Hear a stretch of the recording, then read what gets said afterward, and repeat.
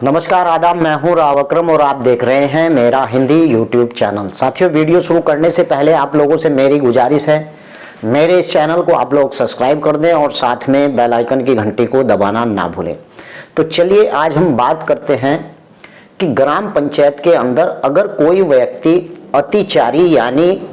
किसी ग्राम समाज की भूमि पर कब्जा करता है तो उसकी बेदखली कौन कर सकता है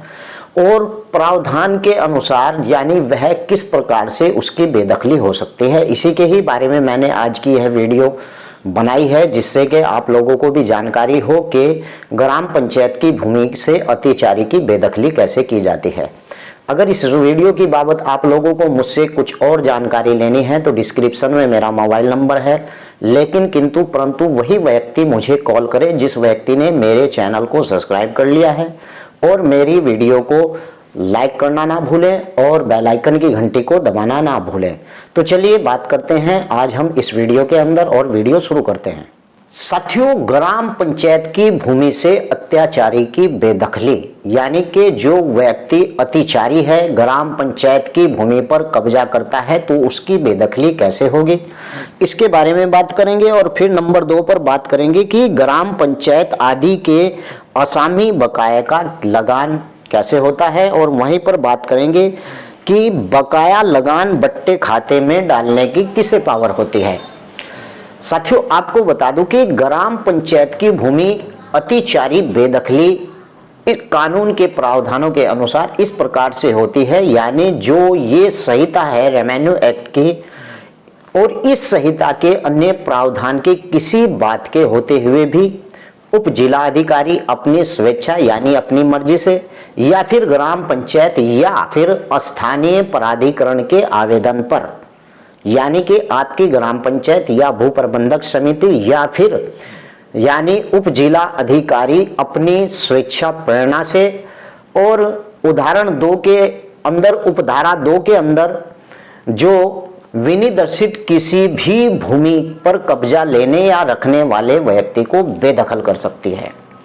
यानी कि आपकी ग्राम पंचायत के अंदर किसी व्यक्ति ने ग्राम पंचायत की भूमि पर कब्जा कर लिया है और उस व्यक्ति की कोई भी उप जिला अधिकारी के यहाँ पर शिकायत करता है तो उस आधार पर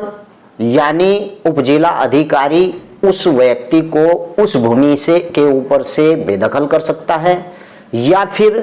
ग्राम पंचायत और स्थानीय प्राधिकरण या फिर कोई नगर पंचायत है के अंदर आता है स्थानीय प्राधिकरण यानी ग्राम पंचायत या भू प्रबंधक समिति या फिर नगर पंचायत, इस प्रकार का कोई भी प्राधिकरण उसके आवेदन पर या फिर एसडीएम को अगर डायरेक्ट शिकायत की जाए उप जिला अधिकारी को या उसके आधार पर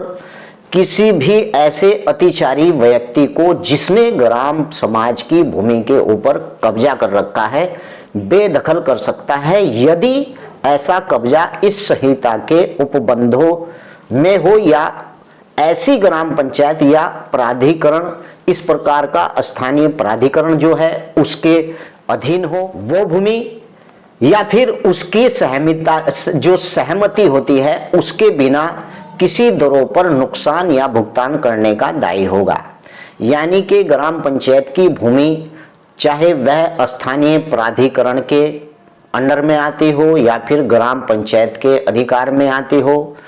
और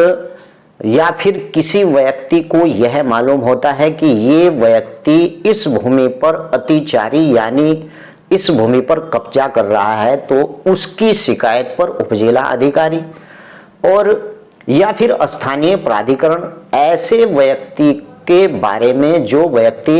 किसी भूमि के ऊपर कब्जा करता है तो ऐसे व्यक्ति को ऐसी भूमि से जो भूमि स्थानीय प्राधिकरण के अधिकार में हो ग्राम पंचायत के अधिकार में हो ऐसी भूमि से इस प्रावधान के अनुसार इस कानून के अनुसार उस व्यक्ति को बेदखल कर सकता है।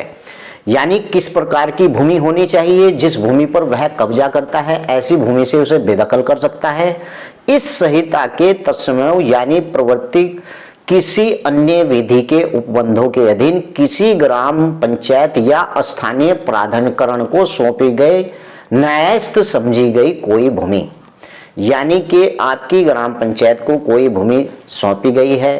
आपके प्राधिकरण को कोई भूमि सौंपी गई है, आपकी नगर पंचायत को कोई भूमि सौंपी गई है और इस भूमि पर जो सौंपी गई भूमि है उस पर कोई व्यक्ति कब्जा करता है तो ऐसे व्यक्ति की बेदखली हो सकती है। नंबर 2, कोई भूमि जिस पर ग्राम पंचायत या स्थानीय प्राधिकरण इस संहिता के उपबंधों के अधीन कब्जा करने का हकदार हो,